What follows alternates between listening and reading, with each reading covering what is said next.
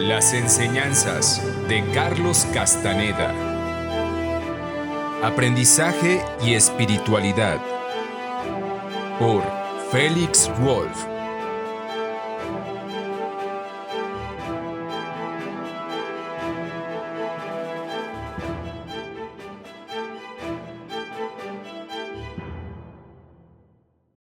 Hoy te presento el capítulo número 3. Una realidad aparte. Había sido un despertar abrupto. Nuestro paraíso soñado había sido destruido, y por ello decidimos mudarnos a las montañas, donde la gente estaba más acostumbrada a los extranjeros, después de siglos de colonización y comercio del té. Con mucha suerte encontramos una antigua finca que se dedicaba a dicho cultivo, justo a las afueras de un pequeño pueblo llamado Bandaraguela.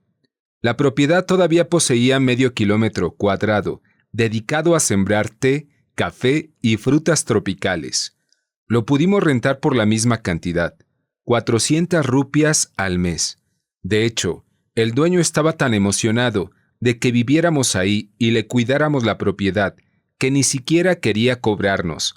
Insistimos, sin embargo, en darle lo mismo que habíamos pagado en otros lugares. Era un buen hombre, entrado en los 80 años. Era un horticultor que había estudiado en Oxford y era primo del antiguo primer ministro, Sirimavo Bandaranaike, la primera mujer en ser dirigente de una nación. Todo lo que quería de nosotros era que le mandáramos ocasionalmente un paquete de café y frutas de su finca, un favor que el cuidador que tenía a cargo no hacía por él. Accedimos con gusto, y él comenzó a recibir al menos 2 envíos al mes en su casa en Colombo. Nuestra adorada Ariyawati y el perico Félix se mudaron con nosotros a las montañas. Nuestro mono cachorro, por desgracia, había muerto de neumonía después de que una tarde se salió y pasó toda una noche bajo la lluvia. Así que a finales de la primavera de 1979 llegamos al inicio de mi mágica aventura en una finca llamada La Cima de la Colina, en Bandaraguela, Sri Lanka. ¿El perico Félix? Pues sí, ese fue el nombre que se nos había ocurrido. Cuando los niños nos lo trajeron, su nombre era sencillamente Petapu, que significa perico en singalés. Todos los perros se llaman perro, todos los gatos gato, y todos los pericos perico. Las mascotas no tienen nombre en Sri Lanka. Félix era un buen nombre para un perico, aunque nunca se acostumbró del todo a él, y siempre se refirió a sí mismo como Fewix. Por supuesto que no bauticé al perico con mi nombre. Por aquella época aún me llamaba Paul, y fui Paul hasta pocos meses antes de la muerte del nagual, cuando él me otorgó mi nuevo nombre, Félix. Pero esa es otra historia, y todavía no llegamos a esa parte. La cima de la colina era un regalo del espíritu. Era un lugar completamente diferente a todos, situado justo sobre la parte más alta de la colina. Algunas veces parecía flotar sobre unas pequeñas nubes blancas que, después de las lluvias, llenaban los valles circundantes. La vista al sur, donde se podía distinguir el inicio de la jungla, a unos 16 kilómetros de distancia, era sobrecogedora. La casa estaba rodeada por un jardín de rosas, hermosamente diseñado por nuestro ingenioso casero, rodeado por un marco de jazmín y cubierto por vainas de maracuyá. En el patio trasero, rodeando las habitaciones de los sirvientes, crecían papayas, toronjas, chirimoyas, plátanos, y había todo un bosquecillo de árboles de café. Las laderas de la colina estaban plantadas con té que se cosechaban para comerciar. La vida era diferente en Bandaraguela. A unos 10.000 metros de altura, el clima era más templado y el ambiente más refinado. Tuvimos cuidado de no molestar a nadie. El recuerdo de nuestra batalla en Hueliguama permaneció con nosotros para bien. Esta lección se fortaleció por noticias trágicas que supimos meses después gracias a la familia de Adiyawati. Kiriella se había vuelto a mudar a su casa y un día, mientras su hermano estaba ahí, se había enfrascado en una discusión con un grupo de pescadores. En la pelea su hermano fue asesinado y Kiriella terminó en el hospital con múltiples fracturas de cráneo. Esos pescadores no estaban bromeando. Pero Huelihuama había quedado atrás, a unos 160 kilómetros más allá de lo que alcanzaba a ver desde la cima de la colina. Ahora estábamos sentados en el pabellón de nuestro pequeño jardín de rosas híbridas y bugambillas, tomando té y observando las aves. Una vez más, todo era soberbiamente hermoso, pero había un mundo de diferencia entre esto y la vida en la playa. Yo sentía cierta inquietud en el aire claro de la montaña, y al mirar a través del valle a la distancia, se despertaba un profundo anhelo en mí. Nos hicimos amigos de algunos vecinos, dueños de plantaciones, y nos iniciaron en el intrincado negocio del té. También aprendí el proceso para cosechar y tostar nuestro propio café, y pasé mucho tiempo ocupándome de la tierra. Mientras tanto, mi proyecto de escritura seguía estancado, aunque la pintura de Mona realmente mejoró. La serenidad de nuestro nuevo medio ambiente le sentó bien. Cada vez se ausentaba más, se iba a su propio mundo, y al final del mes terminaba un óleo de grandes dimensiones. Sus temas eran femeninos, esotéricos y surrealistas. Casi nunca teníamos visitas, y pasábamos los días literalmente sobre las nubes. Cuando me quedaba sin cosas que hacer en el jardín, jugaba con acuarelas, tratando de satisfacer mi cada día creciente anhelo por lo aún indefinible. La serenidad de la cima, de la colina, estaba despojándose lentamente de mi hedonismo, transformándolo en algo así como un vacío de nihilismo. Aún así, hubo momentos grandiosos. Nunca olvidaré el día que comenzaron las lluvias, después de que la estación de secas había deshidratado la tierra por tantos meses. En nuestras caminatas a través de las plantaciones, encontramos pequeñas margaritas por todos lados y las tomábamos para volverlas a plantar en nuestro jardín. Había cientos de ellas, cubriendo cualquier área que estuviera vacía. Solo había que mantenerlas vivas durante la sequía, y parecía que casi todas habían echado raíz. Y luego, un día, empezó el monzón, y el cielo quedó totalmente negro. Fue algo indescriptible y sobrecogedor. Nunca habíamos experimentado algo similar. Las lluvias cayeron durante días, y todo lo vivo brotó. Nuestras margaritas salieron, literalmente disparadas de la tierra. Varias mañanas seguidas pudimos ver hasta 5 centímetros de tierra adheridos a sus tallos. Sus flores, grandes y llenas de color, abrieron todas al mismo tiempo el primer día que salió el sol. Fue algo magnífico.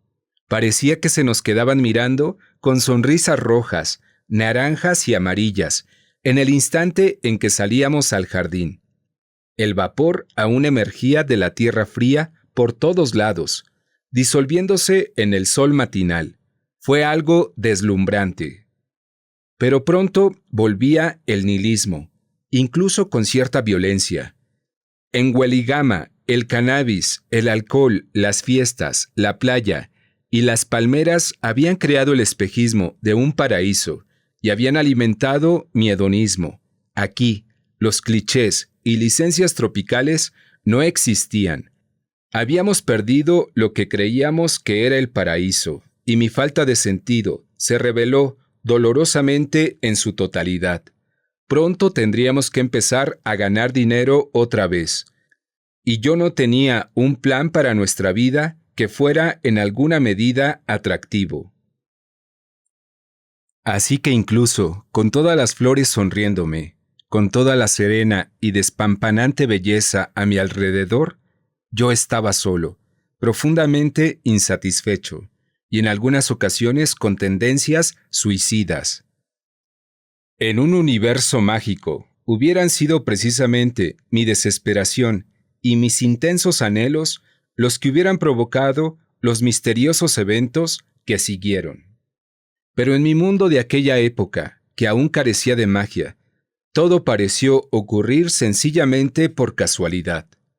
Pero incluso entonces no pude dejar de notar los elementos oníricos que caracterizaron esos eventos. Cada uno de ellos fue amplificando o exagerado de una forma extraña, no del todo inexplicable, pero un tanto improbable. En retrospectiva, puedo ver que todos siguieron la misma dinámica, como si hubieran sido parte de un guión. Un evento parecía alimentar al siguiente, formando gradualmente un vórtice que me jalaba a una realidad diferente para cuando salimos de Bandaraguela. Todo empezó en la mañana en que Ariyaguati llegó corriendo a la sala con sus ojos llenos de pánico. ¡Señor! ¡Señora! ¡Vengan rápido! ¡Cobra grande en la cocina!, gritó. La seguimos inmediatamente. La cobra, en verdad, era inmensa, como de unos 2 metros de largo más o menos, y en ese momento se enrolló en una esquina y alzó la cabeza, asumiendo la clásica pose para atacar. Esto era un gran problema. Aunque estábamos aterrados, amábamos a las serpientes, particularmente a las cobras, y teníamos que deshacernos de ella. No había contravenenos disponibles en Bandaraguela, y una mordida de una serpiente como esa hubiera significado la muerte instantánea. Cerré la puerta de la cocina y fui al galpón a tomar el tridente que había preparado para cazar víboras. Era como de unos 4 metros de largo, para tener una distancia segura. Tuve que adecuarlo un poco, porque esta cobra era mucho más grande que las otras con las que habíamos tratado hasta entonces. Le puse un alambre a las puntas del tridente, lo suficientemente apretado para poder acorralar a la víbora contra el piso o la pared. Armado con el tridente y un gran machete, volví a la cocina. No tenía idea de cómo capturar y deshacerme de la cobra para que permaneciera viva sin poner en riesgo nuestras vidas. La única opción que veía era matarla una vez que la tuviera bien sujetada. Abrí la puerta de la cocina y miré hacia adentro con cuidado. La cobra seguía en la misma esquina, donde parecía que había crecido. Era una criatura hermosa. Las manchas de su cabeza eran espectaculares, incluso desde el frente. Su lengua, ansiosa, probaba el aire. Titubeando, deslicé el tridente por la abertura. Mientras el tridente se acercaba a su cuerpo, la cobra empezó a atacar. Seguí deslizando mi arma hacia ella, lentamente. Cuando ya estaba como a unos 30 centímetros, lancé el tridente con fuerza y pude sujetar a la víbora contra la pared al primer intento. La cobra estaba furiosa. Mostró sus inmensos colmillos. Empezó a sisear y atacar en nuestra dirección. Estaba sujetada fuertemente y solo medio metro de su cuerpo estaba libre. Me cercioré de que no pudiera escaparse. Cuando estuve seguro de que podíamos acercarnos, le pedí a Ariyaguati que tomara el machete y le cortara la cabeza a la cobra. Ari era un alma valiente. La cobra era sagrada en su cultura y matar una era de mal agüero. Pero la idea de tener una inmensa víbora ponzoñosa alrededor de su cocina era aún más aterradora que la idea de matarla. Y ella por nada del mundo hubiera permitido que lo hiciera Mona. Así que sin dudarlo un instante, Ari entró y con unos pocos golpes desesperados le cortó la cabeza a la cobra. Fue un momento horrible. Aunque nos sentíamos aliviados, también estábamos en shock por haber matado una criatura tan magnífica. Su cabeza no había sido destruida durante la decapitación, así que la corté cuidadosamente del cuerpo. Quité todo el tejido de la piel y la puse sobre un trozo de madera para que se secara. La guardé por muchos años como un talismán y como un recuerdo de ese encuentro tan impactante. El resto del cuerpo, que medía en efecto más de 2 metros, lo llevé abajo, a la carretera, donde teníamos un gran bote de basura. Cuando llegué a la puerta, estaba un hombre ahí, parado junto al camino. Esto era raro. No había ni vecinos cercanos, ni una parada de autobús, ni nada cerca. Pero estaba allí, sencillamente parado, como si se hubiera materializado de la nada, y él parecía estar igualmente sorprendido de verme a mí. De hecho, debió haber sido extraño para él ver a este extranjero, de 1,90 m y 3 centímetros de alto, bajando de la colina, cargando una inmensa serpiente muerta. Me sonrió con los ojos inmensamente abiertos por el asombro. «Hola», le dije. «¿Cómo está?» No podía ubicarlo. Tenía algo de juvenil y energético, aunque no era necesariamente joven. Llevaba unos tenis blancos y tenía un modo de andar ligero y felino. Se acercó a mí. No era caucásico, pero tampoco parecía de lugar. Su inglés no tenía errores y tampoco tenía un acento distinguible. «Hola, estoy bien, gracias. ¿Lo que llevas en el hombro es una cobra?», dijo casi sin aliento. «Sí», le dije, poniéndome serio, sintiéndome culpable, como si me hubiera descubierto en algo malo. Estaba en nuestra cocina y tuve que matarla, desgraciadamente. «¡Qué extraordinario!», dijo, poniéndose de cuclillas y acariciando el cuerpo de la serpiente muerta que había dejado en el suelo. Le conté lo que había pasado, aliviado de poder desahogarme con alguien. Me escuchó muy atento, asintiendo frecuentemente y dándome palmaditas en la espalda en un gesto de apoyo. Me cayó muy bien este hombre. Tenía un no sé qué extraterreno, cosa que solo pude apreciar tan pronto como se fue. No emitió ni un juicio. Me apoyó y su amabilidad fue genuina. Creo que nunca he conocido a nadie como él. «¿Estás interesado en la astrología?», me preguntó de la nada, después de un momento de silencio. Debí haber alzado mis hombros. «Conozco a un astrólogo excelente», continuó. «Si te interesa, puedo traerlo un día a tu casa». «¿Ah, sí?», contesté, aunque ahora con bastante curiosidad. «Ven cuando quieras. Generalmente estamos aquí». Se alegró y se despidió. «Mucho gusto en conocerte», dijo sonriendo, dándome la mano. «Al contrario», contesté dándole la mía. Después se alejó con rapidez, diciéndome adiós con la mano y sonriendo. Desapareció tras la curva del camino hacia el pueblo, deslizándose delicadamente con sus tenis blancos, dando la sensación de que la gravedad se había olvidado de él. Ni siquiera sabía su nombre. No pude olvidar este encuentro extraño y onírico. No podía entender por qué. Y pronto me descubrí esperando, impacientemente, que mi nuevo amigo llegara con el astrólogo, deseando que esto, de alguna manera, reconstruyera mi relación con el mundo. Menos de una semana después, los vi venir por la carretera mientras yo trabajaba en el jardín. Estaba emocionado. Le dije a Ari que fuera por Mona a su estudio y que nos sirviera a todos un poco de té en la sala. El astrólogo resultó ser un hombre oscuro de apariencia impecable. Parecía ser muy viejo y me sorprendió ver que la subida a la colina no le había producido ni el más mínimo síntoma de cansancio. No sonrió ni una vez y me saludó de manera muy formal. Mi amigo, al lado del viejo, parecía aún más ligero e insustancial de lo que recordaba. Su nombre era Samuel. Lo supe después de que se presentó y sirvió de intérprete.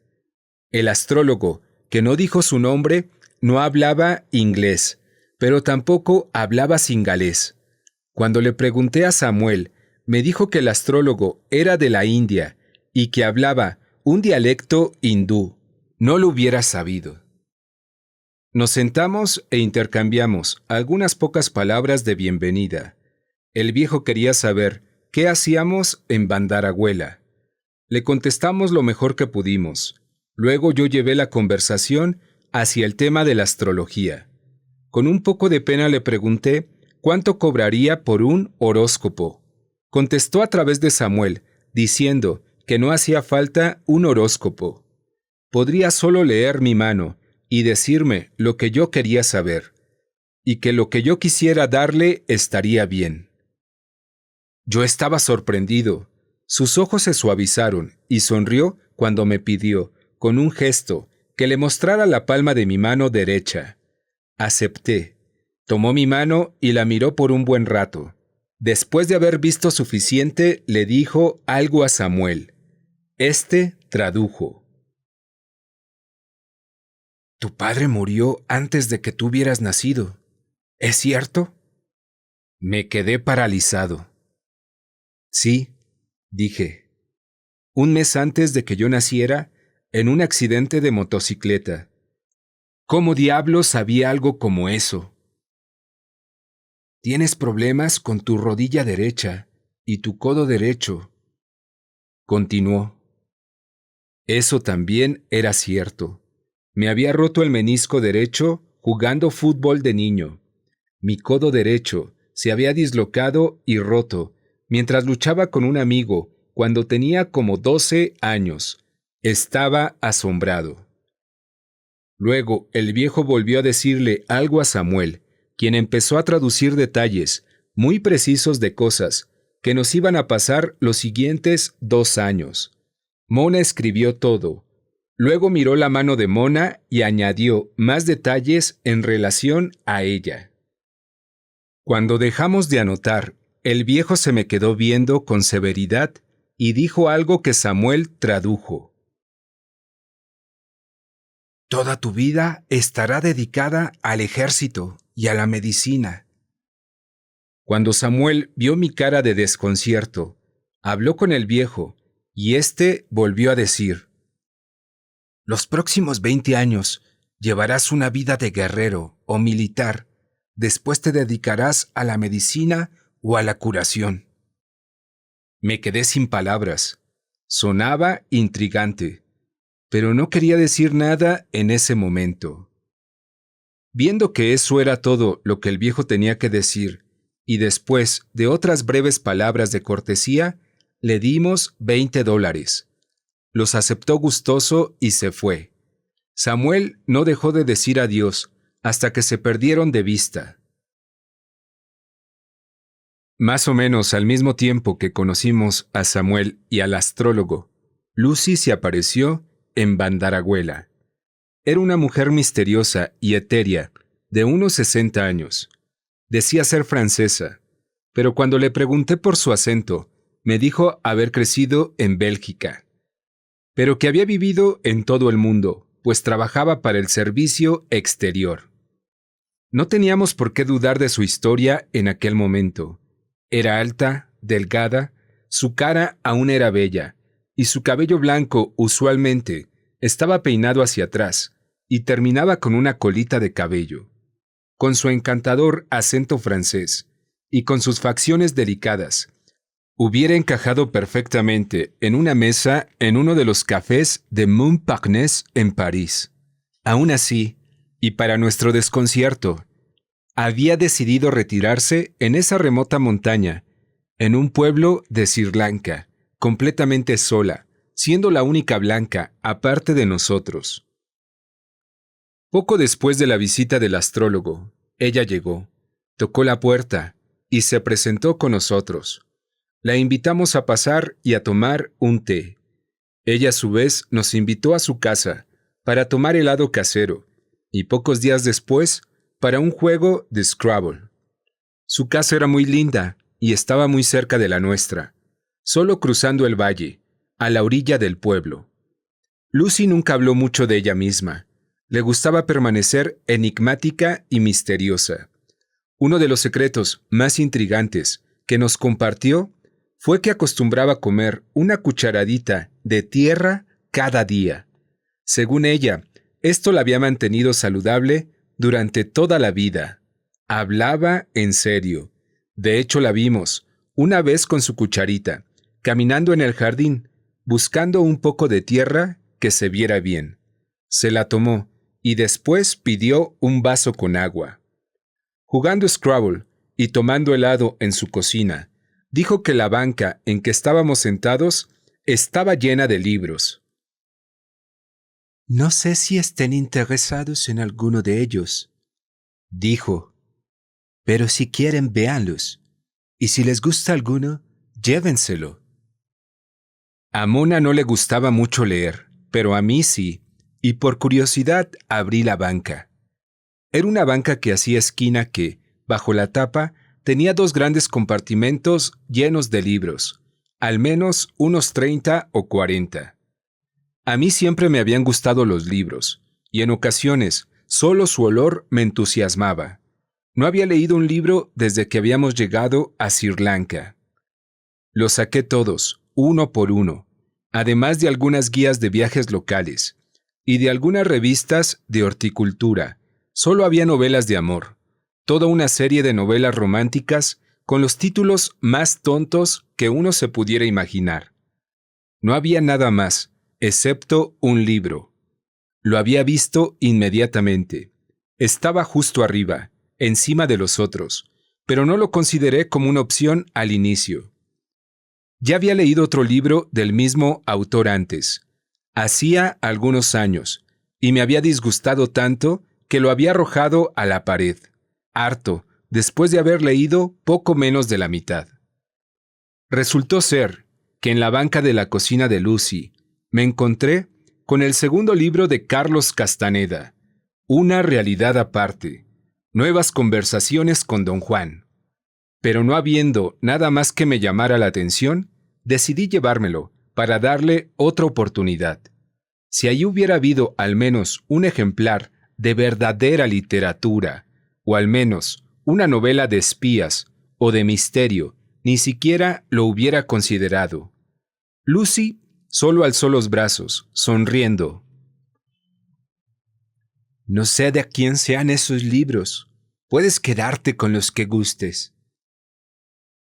De regreso a casa, puse el libro en el escritorio de mi estudio, donde se me quedó mirando durante días, antes de que me atreviera a tocarlo.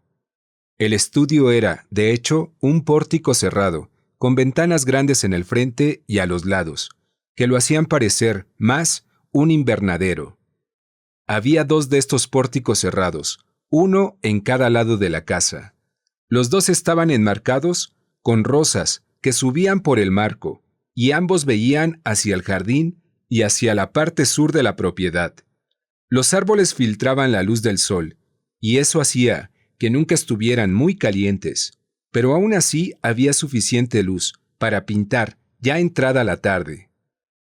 Era perfecto para el trabajo de Mona, e incluso me había inspirado a mí a empezar con las acuarelas. Mi estudio también era el área de juegos de Félix. Le había construido un pequeño gimnasio en la esquina, un lugar donde no podía causar muchos destrozos y donde podía practicar sus capacidades comunicativas sin enfurecer a Mona. Pocos días después empecé a leer. Después de hojear las primeras páginas, me detuve y leí el fragmento de la contratapa. Llamó mi atención. Era una cita de Don Juan.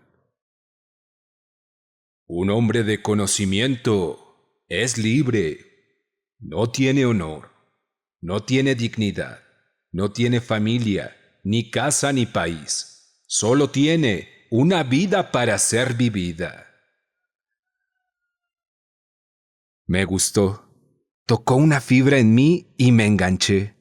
La introducción me sedujo aún más, y pronto toda mi resistencia desapareció. Resultó que no pude dejar el libro hasta que leí la última página. Algo inexplicable estaba sucediendo. Era como si el libro hubiera cobrado vida en mis manos. Una concentración poderosa y profunda había surgido y me había conectado a un nivel visceral con un aspecto diferente de la realidad. Me sentí profundamente afectado y transformado, en una manera fundamental, después de la primera lectura. De hecho, no solo me había conectado con un aspecto diferente de la realidad, sentía más como si el libro hubiera abierto una puerta, descubriendo un mundo de posibilidades infinitas que trascendían mis constreñimientos filosóficos. Lo que esas líneas transmitían era algo vivo y tangible, conectándome con una fuente que existía fuera del libro. No podía creer lo que estaba pasando. En un nivel profundo e intuitivo, sentía como si todas mis preguntas existenciales se hubieran resuelto, aun cuando yo no tuviera idea de cuáles eran las respuestas. Pero lo más extraño de todo fue que toda esta experiencia parecía no tener relación alguna con el contenido del libro.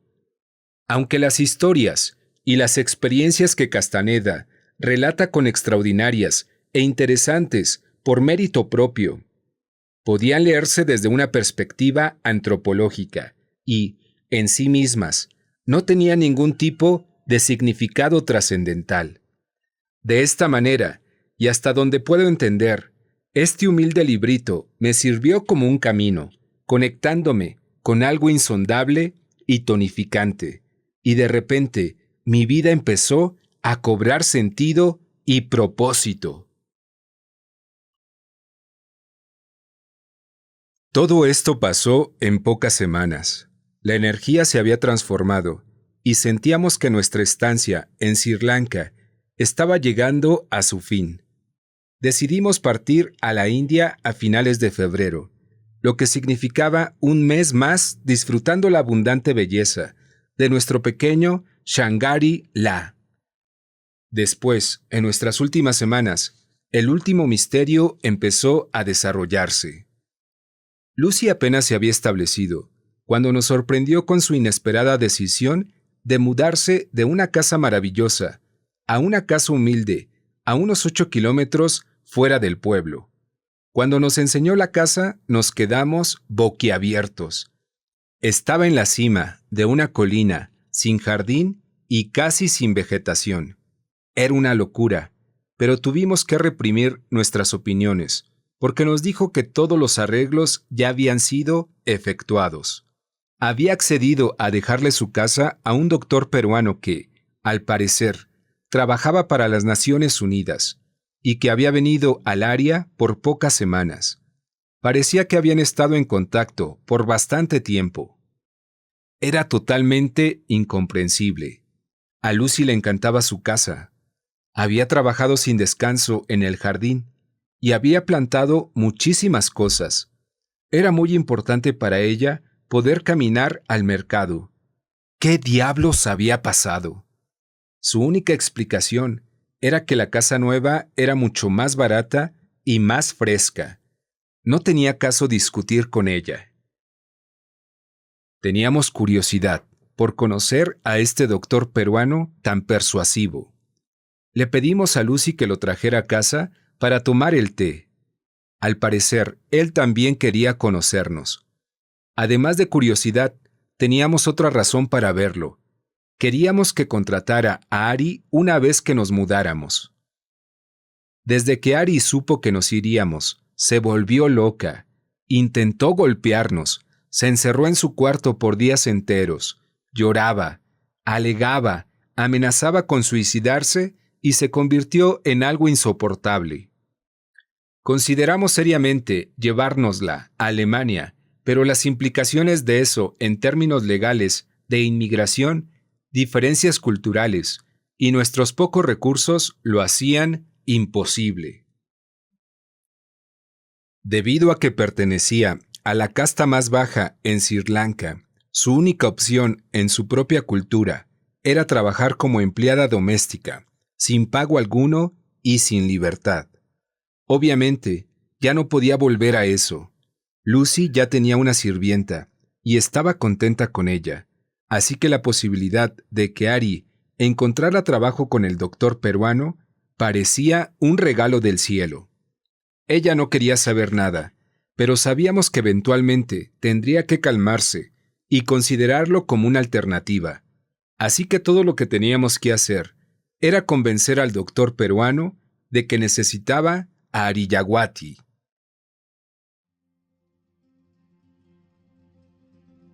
El doctor Miguel Pereira, como dijo llamarse, nos dio la impresión de ser un lindo y bien educado caballero sudamericano. Nos dijo que estaba allí para hacer una investigación en la Estación Agrícola de las Naciones Unidas, que estaba cerca de Bandaragüela. Su vestimenta era un poco exagerada, sacos deportivos con zapatos negros de charol. Pero lo que me importaba era descubrir su integridad. Así que me satisfizo su impecable apariencia. Ari había sido como una hija para nosotros, y estábamos preocupados por saber a quién se la íbamos a dejar. Nos llevamos bien con Miguel. Era divertido y agudo, y pasamos una tarde agradable a su lado. Cuando finalmente dirigimos la plática al tema que nos importaba, al principio pareció retraerse por nuestra sugerencia de contratar a Ari. Incluso parecía alarmado. Dijo que no necesitaba a nadie, que comería fuera y que viajaría mucho, pero nosotros tratamos de convencerlo, y poco después hicimos que al menos la tuviera a prueba por un tiempo. Finalmente, Miguel cedió y aceptó contratar a Ari, al menos por unas semanas, para después reevaluar y tomar su decisión final. Esto era suficiente para nosotros. Sabíamos que Ari pronto se haría indispensable y empezaría a consentir y apapachar a Miguel Mahatya. Miguel quería saber qué nos había traído a Sri Lanka y parecía genuinamente impresionado por nuestras aventuras. No dijo nada de él mismo.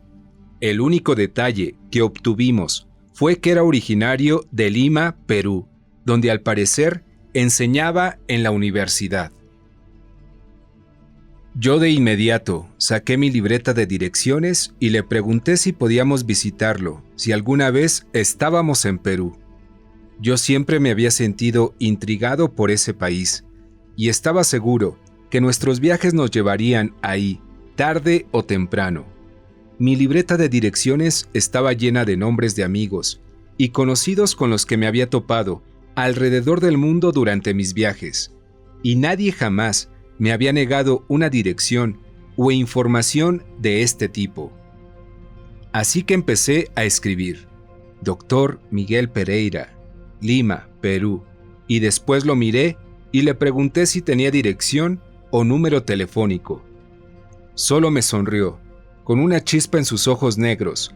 Después de unos segundos en silencio, dijo: «Me encontrarás».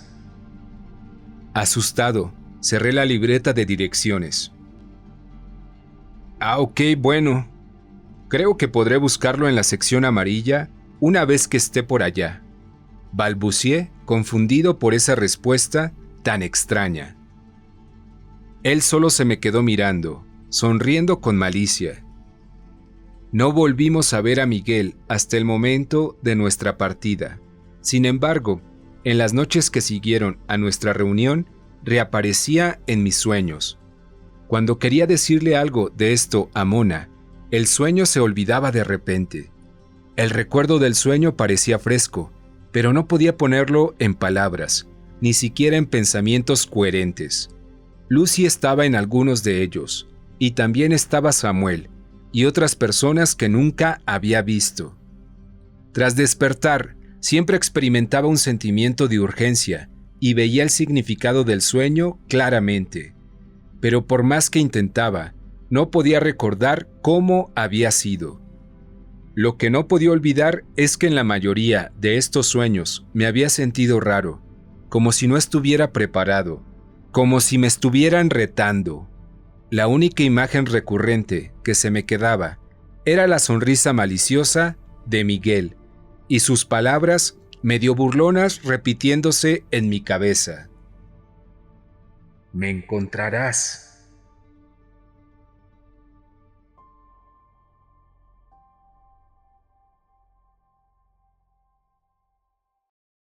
Ari había aceptado la situación, pero para asegurarnos del todo, habíamos mandado traer a su madre de la costa para que estuviera con nosotros durante la transición. Trajo consigo a una de las hermanas pequeñas de Ari, y como todos estábamos haciéndole fiesta, parecía asumir el cambio con tranquilidad. En ese momento nosotros no la estábamos pasando mejor que ella. Fue una despedida muy dolorosa. La queríamos profundamente. Amábamos la cima de la colina, Bandaragüela, a Lucy y a Félix. Nuestro corazón sangraba cuando le dijimos adiós a nuestro jardín de rosas. Cerramos la puerta a nuestras espaldas y llevamos a Ari, con su madre y su hermana, a la casa de Miguel.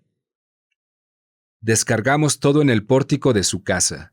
Félix estaba agitado, brincando y volando en su jaula. Recitaba su vocabulario a todo pulmón. Petapu, Petapu, Félix, Félix, Félix. Hola, buenos días. Y una pletora de palabras en cingalés y sonidos animales. ¿Cómo iba a extrañar a ese bichito? Había estado con nosotros prácticamente desde el primer día. Cuántas risas y alegrías nos había dado. Ahora teníamos que abandonarlo a él también. Ya no podía ver bien. Mis ojos estaban llenos de lágrimas. Ari estaba en los brazos de Mona, temblando y llorando fuertemente. Teníamos que hacer esto rápido. Se estaba volviendo insoportable. Abracé y besé a Ari para despedirme. Las lágrimas corrían por mis mejillas. Abracé a Lucy, le agradecí a Miguel, a la mamá de Ari, a su hermanita y otra vez a Ari, por última ocasión. Escribiremos, te lo prometo. Nos metimos al carro y le pedimos al chofer que arrancara. Después, solo nos dijimos adiós, nos mandamos besos, más adioses, y un parpadeo de mis ojos, llenos de lágrimas, los borró para siempre. Al único que volvería a ver fue a Miguel, como él dijo. Lo encontré 15 años después, no en Lima, sino en Los Ángeles, pero por el momento nos olvidamos de él. Tenía tantas cosas en la cabeza, apenas si recordaba su misteriosa sonrisa unas semanas después, cuando me di cuenta de que la página de mi libreta de direcciones, donde había anotado su nombre, ya no estaba ahí. Mona no sabía qué había pasado con ella, así que no le dimos importancia, aunque fue algo raro. La segunda ocasión que lo recordé fue cuando supimos, gracias a una carta de la familia de Ari, que él había tenido que irse de Bandaragüela, poco después de nosotros, sin trabajo. Ari se afilió a una agencia laboral que reclutaba a gente de Sri Lanka para trabajar de empleados domésticos en Medio Oriente. Ella también había partido poco después. Eso explicaba por qué nunca había contestado ninguna de nuestras cartas. Desgraciadamente, ni nosotros ni su familia volvimos a saber de ella. No me gustaría pensar en aquel fatídico encuentro con la cobra y el mal agüero al que se suele asociar. Nos sentimos devastados y responsables por lo que le hubiera pasado. La tercera vez que Miguel se me vino a la cabeza fue 10 años después, en el verano de 1990. Apenas venía saliendo de un retiro de meditación silenciosa de 10 días en un monasterio budista en Surat Thani, Tailandia. Era el primero que hacía. Consistió en pasar 10 días en completo silencio, meditando entre 8 y 10 horas al día. Las únicas distracciones eran 2 comidas vegetarianas al día, media hora de yoga en la mañana y una plática por un monje o monja del monasterio en la tarde. Había sido la experiencia más intensa de mi vida, y el grado de silencio interior que adquirí resultó ser muy profundo. Una semana después, estaba de vuelta en Alemania, solo, en la casa de un amigo que estaba fuera de la ciudad. Estaba sentado en mi sillón de meditación, rodeado de algunos libros que leía, cuando hacía un alto en mis ejercicios. Quería mantener la claridad y la paz del silencio interior el mayor tiempo posible, así que continué practicando la meditación durante el día entre mis otras actividades. Uno de los libros que tenía a la mano era el libro más reciente que por entonces había salido de Carlos Castaneda, Silence Knowledge. El libro estaba abierto, con las hojas hacia abajo. Junto a él tenía una copia de un dibujo a lápiz, con el rostro de Castaneda, realizado por uno de sus antiguos alumnos. Era la única imagen que se tenía de él, y la estaba usando de separador. Mientras salía de una larga y profunda meditación, abrí los ojos, vi el dibujo e inmediatamente reconocí a Miguel. ¿Cómo es que no hubiera notado eso antes? No había duda, Miguel Pereira y Carlos Castaneda eran la misma persona. Me quedé boquiabierto, pero mi silencio mental era bastante fuerte y pude asimilar este descubrimiento con calma. Después llevé a cabo algunas pesquisas y descubrí que nadie con el nombre de Miguel Pereira había estado impartiendo clases en una universidad limeña y que no había ninguna estación de agricultura cerca de Bandaragüela. Incluso, en ese dibujo a lápiz, sus ojos tenían ese aire malicioso, y pude oír claramente esa voz con acento diciéndome: «Me encontrarás. Me encontrarás».